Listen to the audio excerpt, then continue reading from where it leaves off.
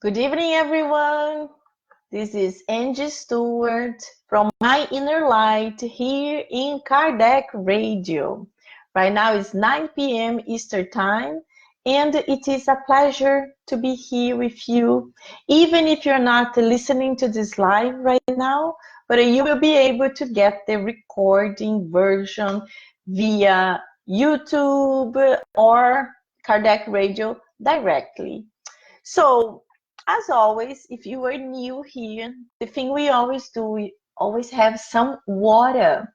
So, in the final moments when we are doing our prayers, the enlightened spirits, they will bless this water and it will be our medication for the week or for the 2 weeks that will be following this study.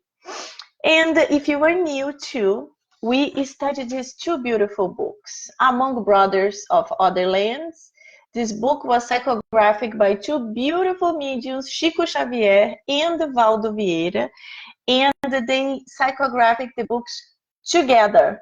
But one medium only did the odd chapters, and the other medium only did the even chapters. So it's very interesting. And at the end, they were able to combine and create the book.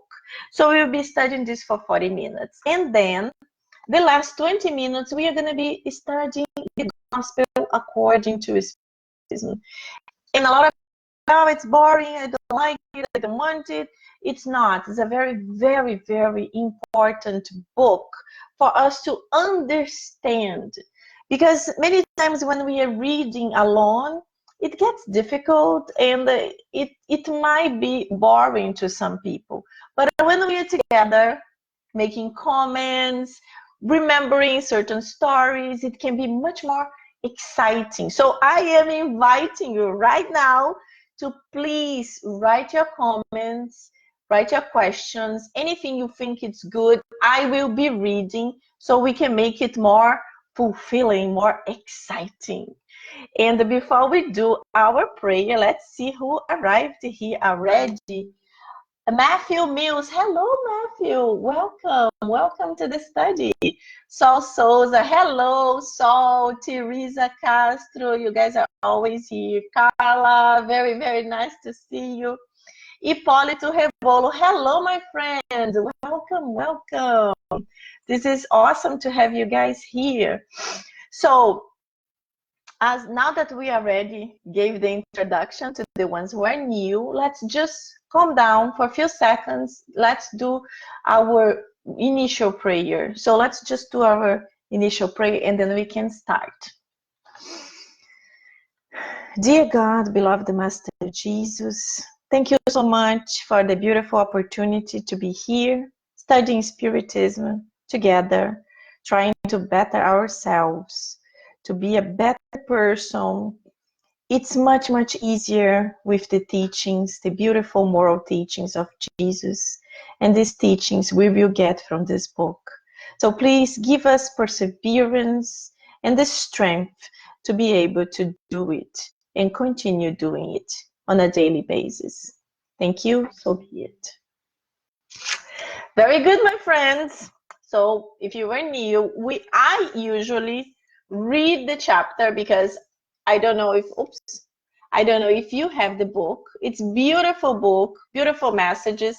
It's very thin, not a thick book.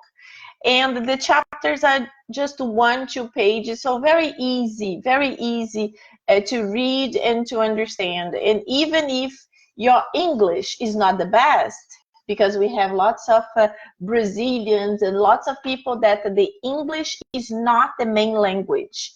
But with this short chapters, it makes it much easier for us to be able to grasp the message and fully understand it. So I will read and then we can start making comments. So this chapter, when I saw the title, The Wealth, and you know, wealth, money, power, you start thinking, okay, what's going to be about? And then the story starts coming. I was just like, oh my God, what kind of story is that? It's some kind of, because when you read, you start thinking about a terror movie, a horror movie. because this is what could happen. You're gonna see why I'm saying that. But it's very different than what I expected. And of course, enlightened spirits were giving teachings for us, but I thought like they are gonna tell us a bad story and they are gonna turn and say the consequences of it. It actually was not what I thought. So let's see. The spirit who wrote the story is called Hilario Silva. So he starts.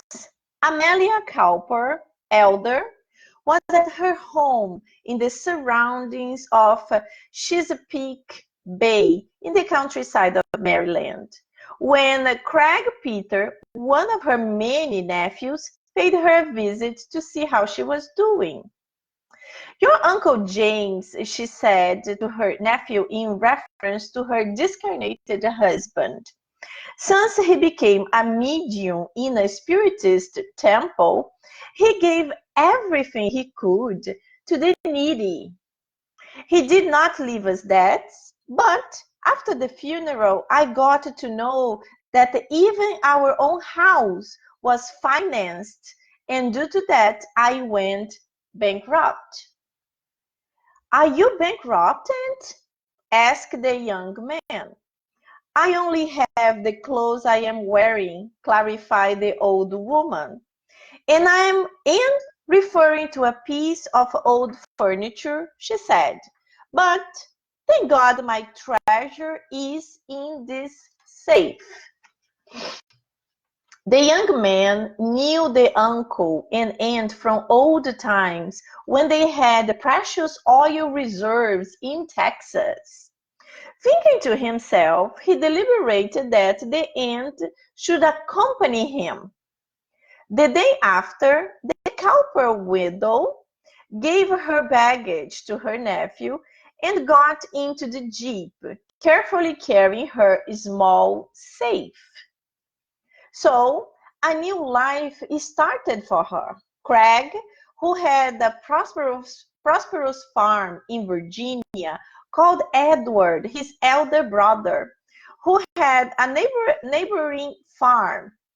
They exchanged ideas confidentially and concluded that the canister box, from which the aunt never got far, should contain a valuable jewelry. Then they agree upon taking care of the aunt. So this is the portion that I start thinking, oh my God, they know her safe has some kind of jewelry, very expensive, and they decided to take care of her. Relatives came from far competing for Mrs. Cowper's company, but Craig and Edward used to say that Aunt Amelia was tired and the doctors did not allow her to make much effort. Commonly in the evenings, either one of her nephews would spy on the old woman through the door keyhole. They always saw her holding on to the lighted candle while bending over the open safe. She was probably looking at what she called her treasure or her wealth.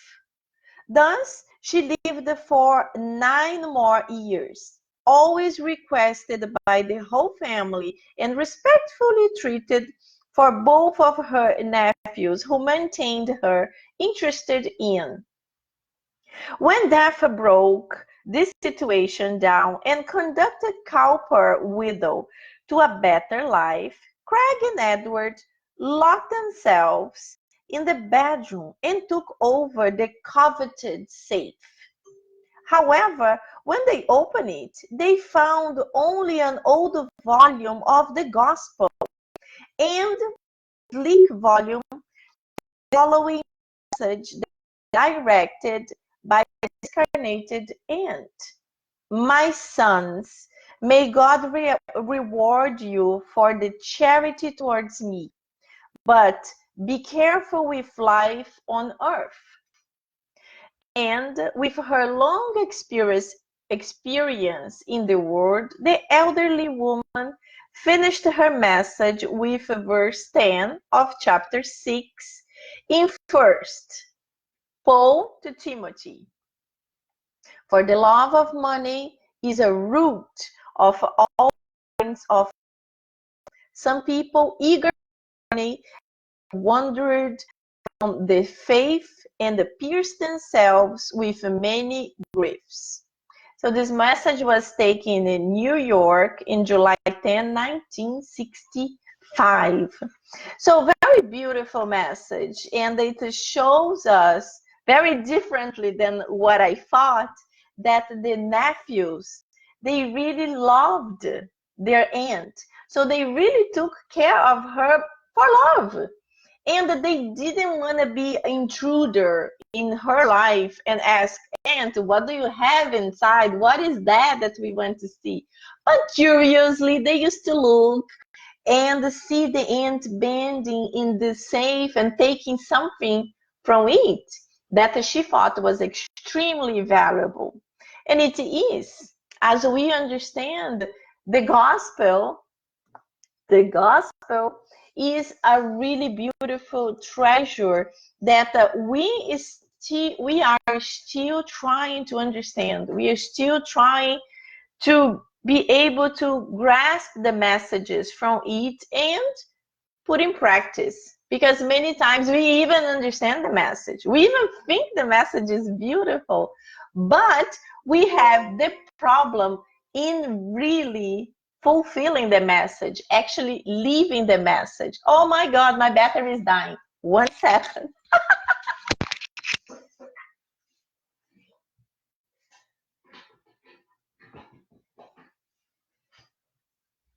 Woo! Okay. Excitement. I'm back. So very interesting when we think like this, because people are like, what, her treasure was a book? The treasure is the gospel, like the Bible. And for a lot of people, they still do not understand how important and how powerful it is. And it's always giving us messages. I don't know if you guys do it, but I do the gospel at home with my family. So some people call it the gospel at home, other people call it Jesus at home. So I call it the gospel at home, and we do every week at the same time, the same day, and for the same amount of time. So we do like for 45 minutes, and we study many books. And this week when we were studying the gospel, we got the message where the disciples were asking Jesus why he spoke to the masses in parables. And they said, to us, you always talk directly.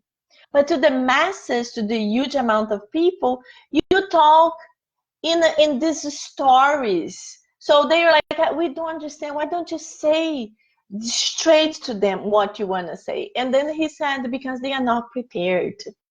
They are not prepared to understand it yet. So the same thing is with us right now. We are here studying Spiritism. We are trying to better ourselves. We are reading spiritual books. We are really trying to understand the messages that come from these spiritual books. We could be anywhere. We could be watching a movie, sleeping, on Facebook, just gossiping around. Because yes, technology is awesome, but we really have to be careful. What are you using this for? For example, we're on Facebook right now, and it's a blessing. Like so many other groups and pages that are sharing wonderful things. But it also can be badly used, and we can also spend hours wasting our time, because it's a waste. If you are not doing something productive, you are wasting your time. So it's awesome when we are doing something productive. So going back to the message, how many people we know that destroy their lives because of wealth? So many. Like a few weeks ago, I posted on my Facebook a video that's a comedy from Brazil, and they did like a little play, sketches of a place. And in this play, there was a person dressed as Death, and they came to pick up this man. And it was like, it's very funny the ways Death talks to the man. And so she's telling him, okay, I came here to pick you up and we are going now. And he's like, going where? Well, you're dying. And he's like, no, I don't want to die. And then they start this discussion. Very funny, very funny. And then she starts telling him, well, the only thing you do is to work, work, work, work to get more money, money, money, money, money. So I think you can just leave. And then he's saying, no, I have so much to do. You know, I am young. I have my whole life. And then Death is telling him, you only work to have money. You have no time for your wife, for your kids, for nothing. You just work, work, work. So there are people who are workaholics. Yes, they enjoy their jobs. It is possible too. But they work more than what they needed or what they should. Because what happens is that life is so quick. We think like, are you kidding me? Nowadays we live 100 years. But yes, life is still very, very quick. And when we see our little kids are big, they are becoming like adults, they are going to have their own lives. And if when they most need us, we were not there, we were always busy leaving them all the time with babysitters or with other people or whatever. This is really bad because that's the moment they need us the most. But also about our partner. You know, it's very difficult nowadays to keep marriages because, you know, to get married is super easy. It's like, it's easy. Yes, some people say, oh, no, it's very difficult, but it is easy. You can marry someone. But to stay married, that's very different. That's difficult. And to stay married happily is even more difficult because, you know, as people have a tendency to imagine, oh, I'm going to get married and be happy ever after, like in the movie productions or the cartoons. And it's not like that. Every couple who lived a long time together, they will say, oh, we reached to a point that was very difficult. We had our disagreements, we had fights, we had this, we had that. But when you have love, the seed of love, then you both will try to work it out. Will try. I'm not saying it is easy because yes, it can be very, very difficult. You at least have to try because nowadays it's so easy to get divorced. You can even do online, what is crazy. You just file online and then a lawyer can just do your paperwork. So people are kind of losing this effort, and that's the effort who helps us to grow. Because as we know, nothing happens by a chance. So if you marry this person for whatever reason, there must have something there that you should try to resolve. But as we always say also, it's not because you are married that you are stuck there forever, because that's also not true. When problems come, and it's possible, and sometimes problems are much, much bigger than what we are thinking. There are cases of violence, cases that are actually very dangerous for one of the parts. So yes, in this case, it's much, much better to divorce, to try to live well, separate, and other opportunities will come to fix this.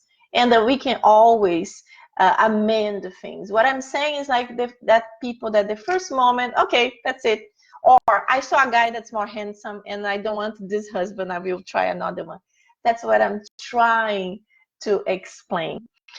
So when we talk about this charge that I was talking, the death and the wealthy man.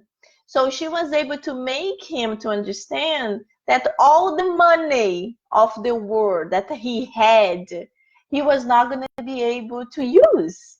Because when we die, when this physical body leaves, it will go to a spiritual realm without any possession, any material possession. Everything we will have, it's really what we acquired, especially like in our moral perceptions, in our spiritual, in a spiritual way. Because anything that's material, even our clothes, they will stay. They will be destroyed. And what we acquired within us, we will be taking it. Even our mistakes, our problems, because we all have, no one is perfect. We all have problems. We have days we are better, days we are worse, but we are always fluctuating in this middle way.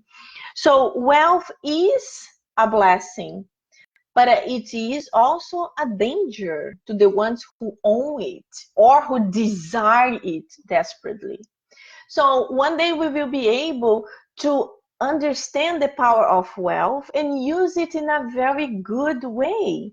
We have many examples of people that are very wealthy. They possess wealth, but they are not possessed by the wealth. We have the Bill Gates, for example, extremely rich, and he has so many different organizations that he helps. He helps children in Africa. He helps girls in India. He helps universities. So many different things that we don't even know everything. And also his best friend, Warren Buffett. He's actually the older man who inspired Bill Gates to start all these beautiful projects. So these are just two people that they own a lot, but they really know how to use their possessions so well. And they actually construct more wealth because they open companies that give jobs to these people. They open business that they need the people to develop different softwares. And you know, nowadays with our super fast technologies developing so super quickly, they are able to employ more people. So this is the good way of using wealth. It's like I am rich, but I'm not owned by this richness. I actually want to do a good usage of it, creating jobs, creating opportunities to other people, and also helping people that are misfortuned, people that really don't have anything. Nowadays, we see all the time many different groups of people going to Africa to help them. And a lot of people even are against it. What is crazy? Yes, every country has their problems. Every country has poverty.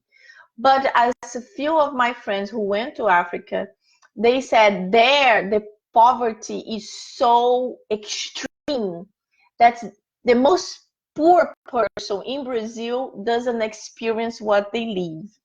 And they also say that only when you are there, you can understand it. So it's difficult for us, but it's a blessing to be able to help these campaigns and to have some people so powerful as them really very, very engaged in doing it.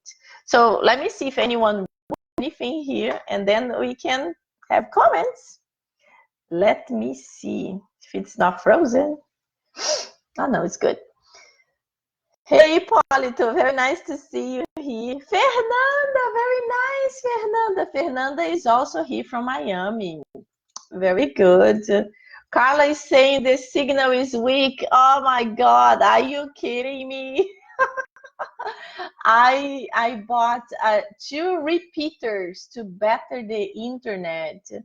And here it's everything shows very good. I hope you guys are able to understand, to listen. Oh, Saul is also saying the connection is not good. I guess in 2 weeks I will really have to move to another room. So Rodriguez. Hello, Pedro, my friend. Nice to see you.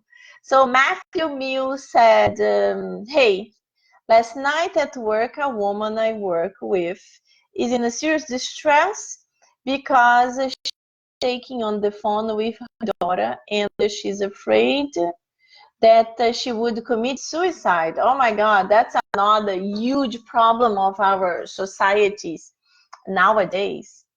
Another daughter of hers killed herself and she doesn't want to lose another loved one. My God, this is so sad. She's a nice person and I think she's been through enough. Can I ask you all to pray for her? Any prayers for her will be appreciated. God bless.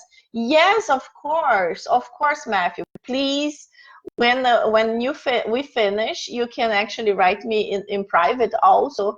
I can put her name in the Spirit Center that I go here, and we can also do a treatment, spiritual treatment for her and for her daughter, and also for her discarnated daughter. So I need their full names, and I need to know the area, the location where she is living. I don't need an address, but I just need to know the neighborhood. You can send me this later. And another thing, you should, I don't know if she's, which is her nationality, but probably she understands only English, but there are many websites that help with attempt of suicides, people that are thinking of suicide, also family members who are going through the stress of living with someone that's imbalanced. So the prayers are very good, but if she could get a little bit more direct help also, it would be extremely helpful. I don't know if anyone in the chat from here knows, but there is actually a number, a phone number that you can dial and talk to someone to get help regarding suicide. I can do a research after and I can give it to you. So let's see here. Teresa said, absolutely. What's her first name and town? Yes, so Teresa can also bring this to Inner Enlightenment. They can also help. Her name is Carmen and she is in New Braunfels, Texas. Same time as me. Okay, very good. So you give me more details when we finish. I also need the names of both of her daughters. And let me see here. Matthew said the love of money is a branch of the love of self, the true root of evil. Yes, exactly. Because, you know, money is important. We need money to create good things to everyone.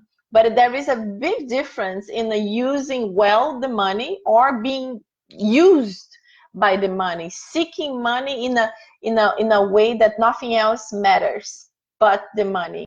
And we know this many times. This is a very difficult trial for people. And as the spirits tell us, it's much more dangerous to reincarnate wealthy than poor. Because when you are poor, you are struggling. You have to work to survive. So your way is really working to survive, to pay your bills, to be able to maintain yourself. When you are born in a very wealthy family, for example, that's dangerous. That's very dangerous. You are used to have everything. You're used to look at this, you can just go and buy. You don't even buy one, you buy 10. So this is very dangerous. We also know that money many times comes with power. And in our society, if you are powerful, a lot of people want to be close to you because of interest in getting something from you. So even this is hard. Like a person doesn't know if these people surrounding are real friends or they are just interested in whatever they have and whatever they can offer. So that's why the spirits tell us to to have the proof of wealth, it's a very tough one. It's not easy. And the same way, the proof of beauty, that's another one that's very dangerous. So we have to be very careful with this. And then let me see what else is written here. Matthew said the dark side of capitalism, and yes, it's true. Margie Prieto, hello Margie, nice to see you here. That's awesome. Lucia Bergenham, hey Lucia, I always have trouble with your last name. And let me see what else. Are there people like George Soros? Yes, there are so many super wealthy people that really know well how to deal with their wealth, and this is a blessing and an inspiration for us. That one day, if we get super rich like this, even in another life, we will be able to really have like these examples to be able to be followed. Rudy, hello Rudy, my dear, nice to see you. I will be in New York in the beginning of April, and I hope to see you in Enlightenment. Yes, New York is my home. Very good. Awesome. So guys, we are just discussing about wealth and how dangerous it is, but also how beautiful it can be, and so many beautiful things we can have from it. And so to the ones that are arrived here right now, I'm actually gonna say it now because I always forget. So if you are in Miami, or if you know anyone in Miami that would like to join a group, my group called My Inner Light, we meet once a month on the last Sunday of the month. We meet in a park in Coconut Grove. And then we meet there. We used to meet at 2, now we will be meeting at 5.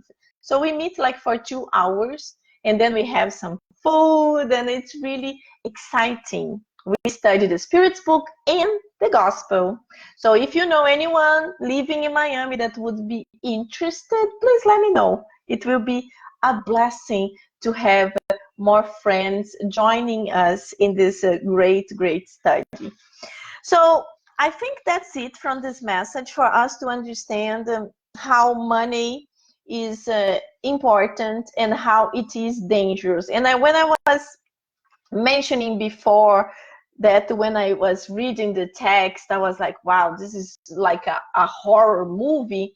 It's because there are movies like this, and there are real spiritist stories about similar stories, like people who had a grandmother or old aunt, and they discovered she was hiding some kind of treasure, some kind of fancy thing, expensive, and they took her in to tell her, and then they killed her, rob the treasure, to steal the treasure. And a few times they discovered that there was no treasure whatsoever, and what she thought was a treasure was not a treasure for them, and they had murdered a person because of this. And in other ways, we see people who had treasures and they also were murdered because of it. So very sad, but in this case, very different.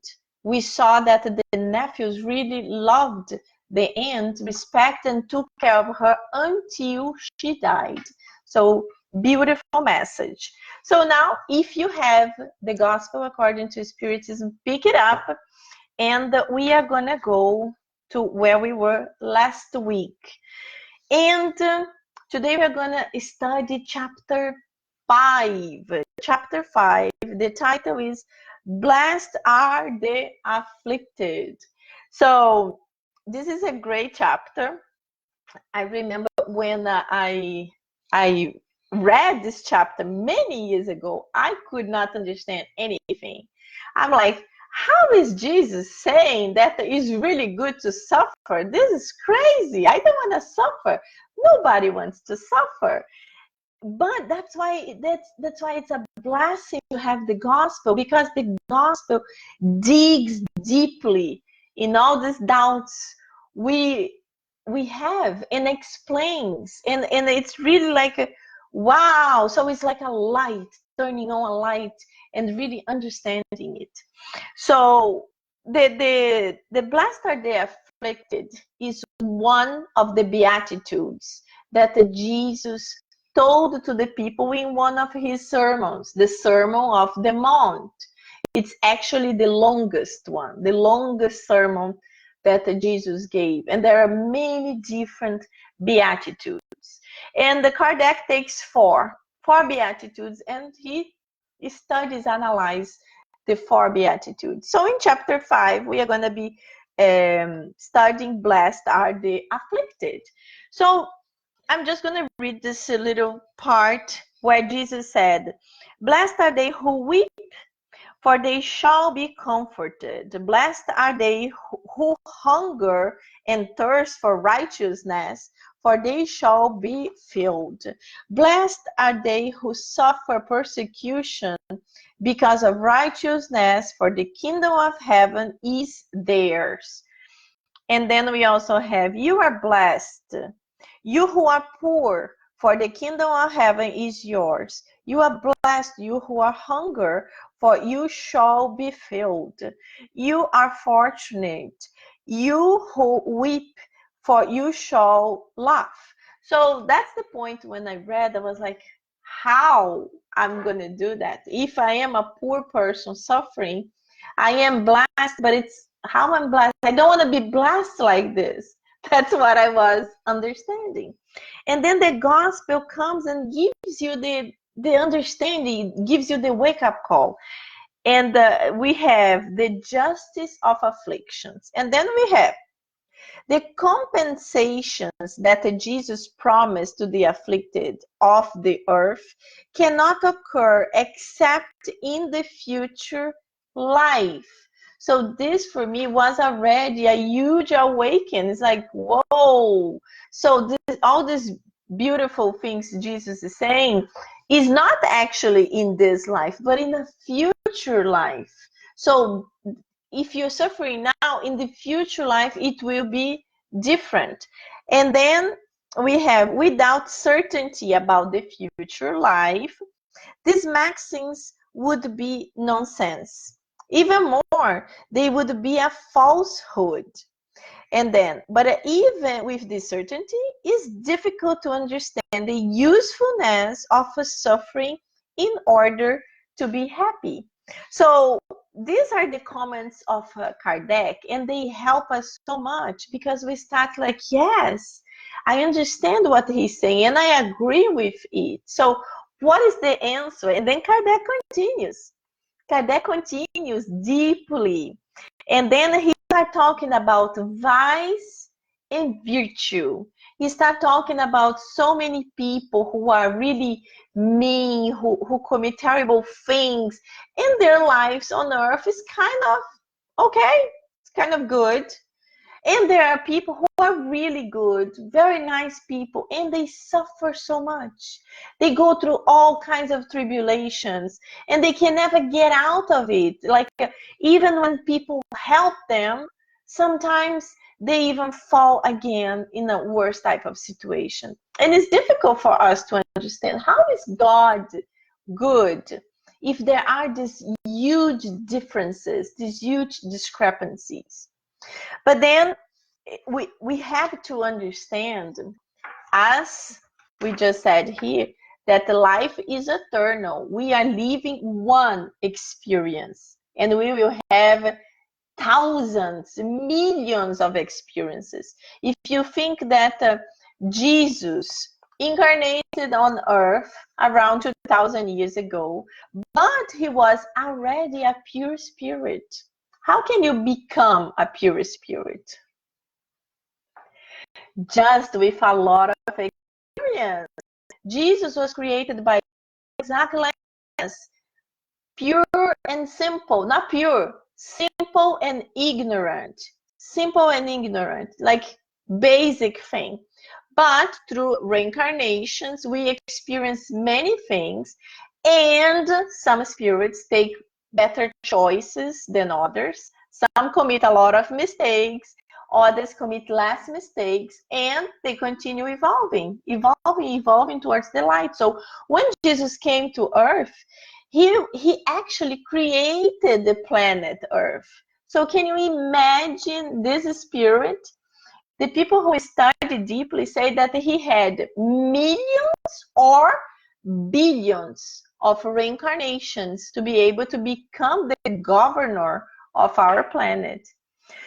So if we know that God is our mother and father, he is the supreme intelligence, the supreme being that absolutely loves us and created everyone equal, is not right to think he's doing good things for one and bad things for other, or taking sides, saying, oh, this one you have to suffer in this life, but this one, no, this life you will be fine, it's fine. Because it's not like that. We have a hard time to understand it. But what we go through is a consequence of what we have done. It's not God pointing fingers and saying who will suffer and who will not, but it's really just us harvesting what we did of good and what we did of bad. So later on, Kardec even talks about how these choices, these trials are decided. And then we have the explanation here too. So the next point is current cause of afflictions. And then Kardec says here, the vicissitudes of life are of two types: the present life and others outside of it. So the vicissitudes, the problems, the trials, the expiations we go through. So, or they were created in this incarnation, they were because of this lifetime right now, or they are from another time. They are outside of what we are doing or what we did in this life. So they are from previous reincarnations. And then he continued explaining that many times we are suffering now because of our wrong mistakes of now, not of a previous life, but what we're doing wrong now in this life. And then he goes through many examples. So he says here, many are the victims of their own imprudence, pride, and ambition. So we are doing wrong things and we are harvesting in this lifetime. So he goes through many examples, and he talks here about unhappy parents. So then he goes explaining that many times these unhappy parents, they are the ones who, when the kids were little, they really did not pay attention to them. They were not present there to help these kids to see what is right and what is wrong, because of many different reasons. But they did not teach those kids how they were supposed to. And now the kids are grown, they are big, it's late. It's very late to try to plant the seed when the time is past. So now they are harvesting what they did not give. If they did not give love, if they did not give good teachings, good examples, and if those kids were not of a good, mild behavior, now it's too late. They have no really connection with these parents. So they are my parents, but where is the love? Because there was never a real love there. So to ask for love, it's difficult. So they are harvesting what they haven't done. And then he continues also giving other examples. He gives the examples of unhappy marriage. Like people that sometimes just get married with someone because she is gorgeous. He has a beautiful physical body. Beautiful.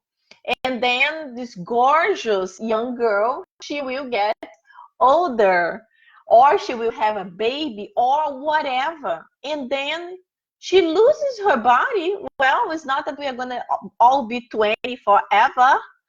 We are going to be older, and then the body will change. So if the marriage was just because of this physical body, when this physical body disappears, the love disappeared because there was no love. There was just a physical attraction. Or someone gets married because somebody else is very, very rich. And then for whatever reason, the person goes in bankruptcy. So the way of getting married was the money, nothing else. When this disappears, the love that never exists disappears. So this is what he's explaining, that we go through all types of situations. We are very different, so everyone goes through a different type of situation, and it causes us pain and we suffer, but many times because of our own poor decisions. We are the ones who are not really doing good decisions in whatever we should do. So that's the big danger for us. And then he continues explaining many problems that we cause for our lives, and we create and we suffer because of it. And then we go to prior cause of afflictions. And here is interesting. Prior cause of afflictions. So we really, is not every single thing that is created in this life. There are many things that come from past lives. So, you know, even like, for example, the marriage. You got married to this beautiful a girl just because of a physical attraction. So your mistake was getting married to a physical body almost. But, you know, this girl is connected with you from past lives. So we never know. So maybe there is something there too that you should expiate. You should go through it and really learn to love this girl. But if you only see the physical thing, then it gets really much, much more difficult. So, prior cause of afflictions, number 6, if you are with the gospel. However, if there are misfortunes in this life of which humans are primary cause, there are others which at appearance are completely foreign to them, and which seem to touch them fatalistically. Such is the examples of losses of loved ones and family breadwinners, such as furthermore the accidents that no foresight could have prevented, the reversals of fortune that frustrate all measures of prudence, natural disasters, and congenital infirmities, especially those that take from their unfortunate victims the means of earning their livelihood through labor, such as physical disabilities and mental impairment. So we see here that there are causes that we did not create that. These things, they are from previous lives. So sometimes we are born in certain ways because we are really doing a cleansing of our past. And this can be painful, can be difficult. So 2 days ago, I saw a video of a family, and I was very touched with the story. The story is of a family in Brazil, and in a poor area in São Paulo. And there is a girl of 7 years old that she was on vacation. So the mother went with her to the grandmother's house.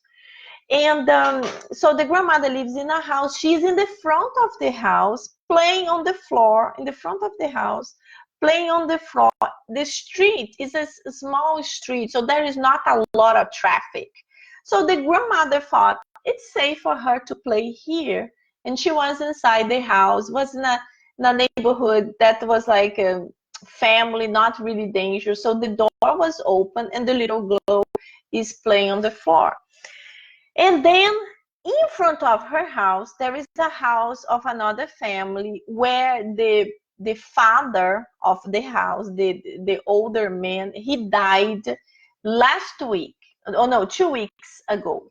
So his son is living there now, and the son, when he comes in the weekend, he always turns on the car, the old car of his father, so the car is not going to die, to keep the battery alive.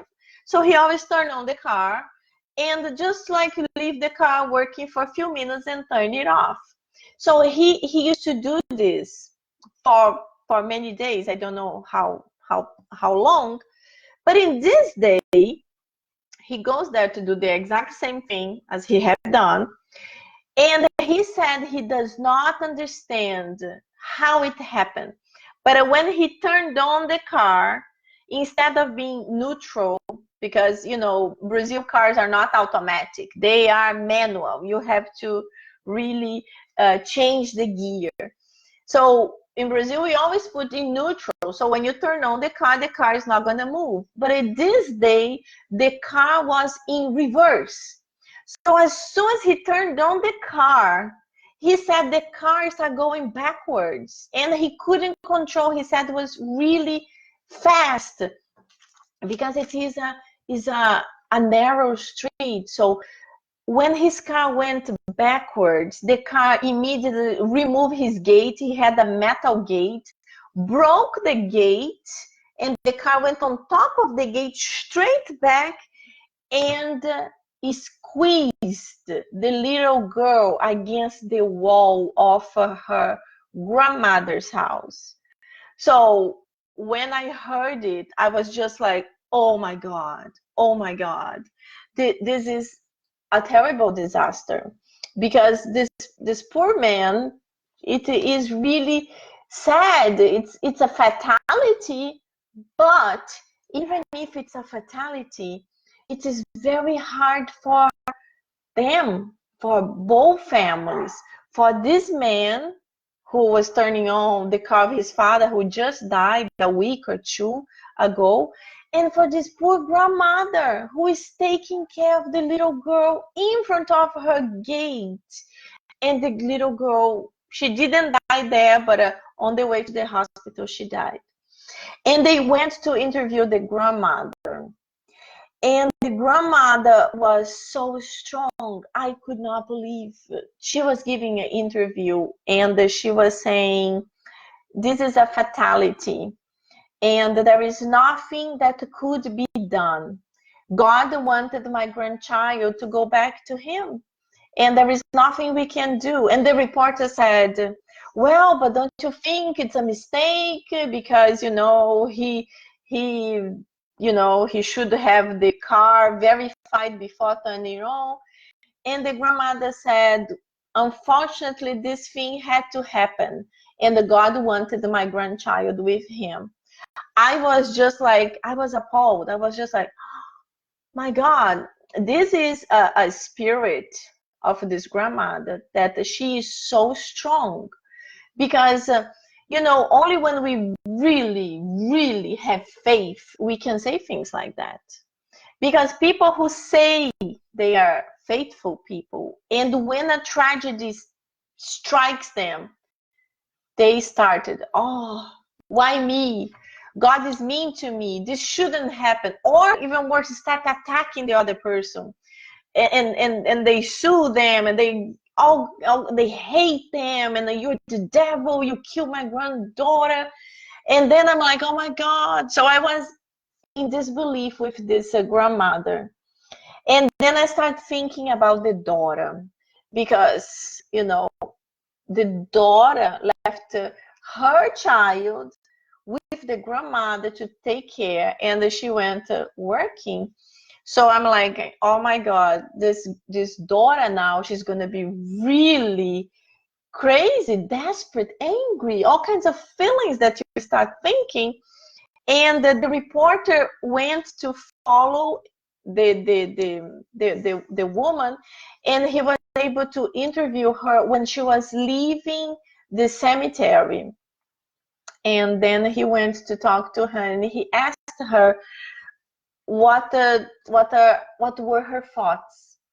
And she very similar to her mother, the grandmother of the child. And she said, I know the family since I was a child. He used to be my friend from school. I know he is really good. And they all loved my daughter. So I know he never did anything in purpose. And then the man said, yes, but it happened.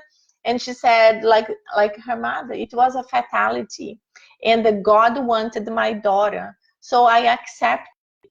And the reporter was like, oh, but are you okay with it? She said, I have faith in God. And what I can see is that God blessed me to have this little angel for 7 years. And I say thank you every day because I was able to have her for 7 years. And then she said that she could never get pregnant. It was very, very, very difficult. And when she never imagined she got pregnant. And she said that this was like a blessing. And she felt really blessed to be able to have the child, but she can't control it. And God knows the time for our arrival and the time for our departure.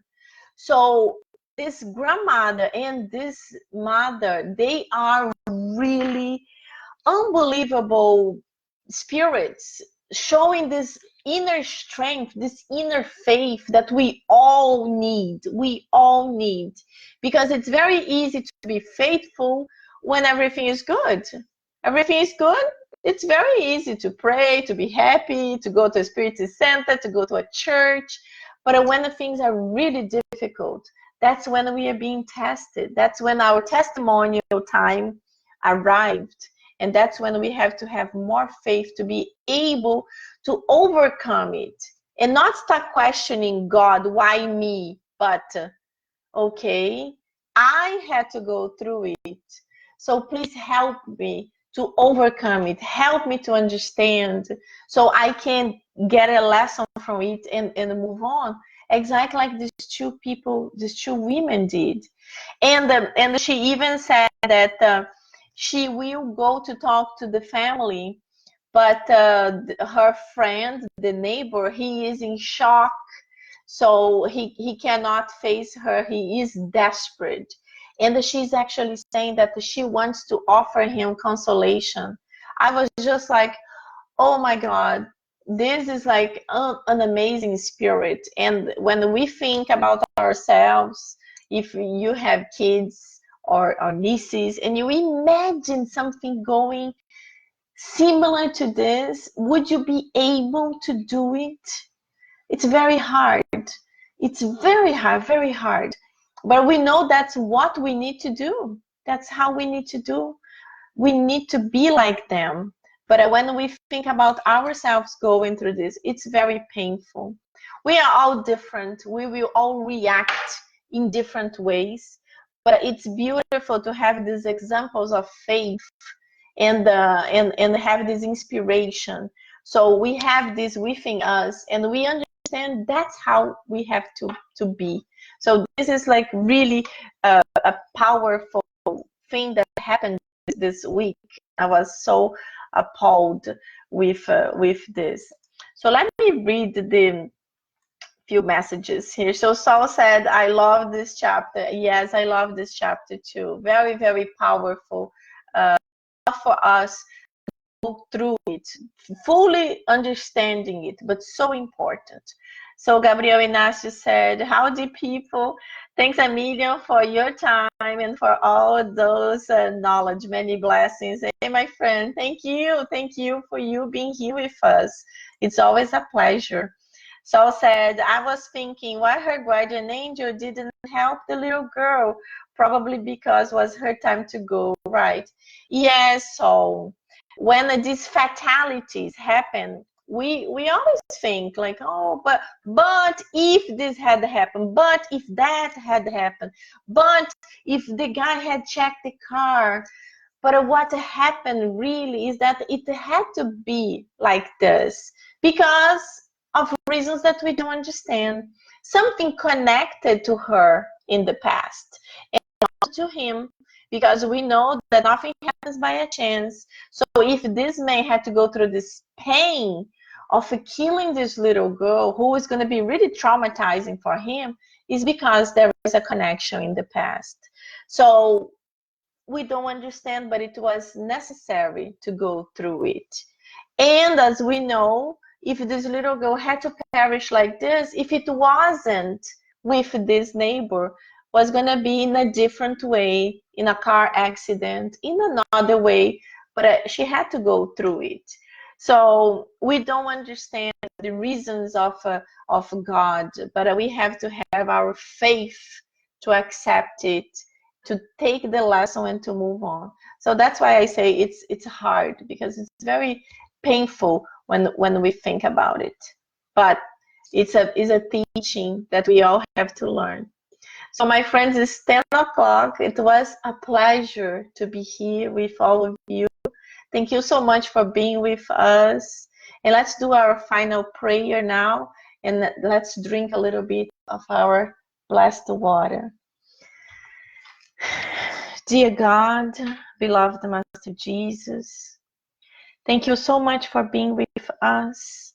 Thank you so much for the teachings we had, for the inspirations that we received. Thank you so much for every single word.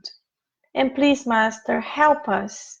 Help us to be able to be the ones who have positive words, who have good inspirations, who can help our friends going through difficult times. Help us to send our loving vibrations to this lady that her daughter is thinking about suicide, so she can disconnect from it and see the beauty in our world, to see her family, to see the light of the day, the beautiful moon, a little cat, a flower, to be able to see so many things we have in this world to make us happy, and disconnect for our problems, for our troubles, and find this love within us. So, Master, thank you so much for helping us to be here tonight. Bless everyone that's listening to this message now or later, and help us to connect again in 2 weeks. Thank you so much. So be it. So my friends, thank you so much. Have a great night. I hope to see you soon. And my friend who was here Matthew who was talking about his friend who the daughter is thinking about suicide, please send me a message with all their names and their location, and I will add them to the prayers. God bless you all. See you soon. Bye.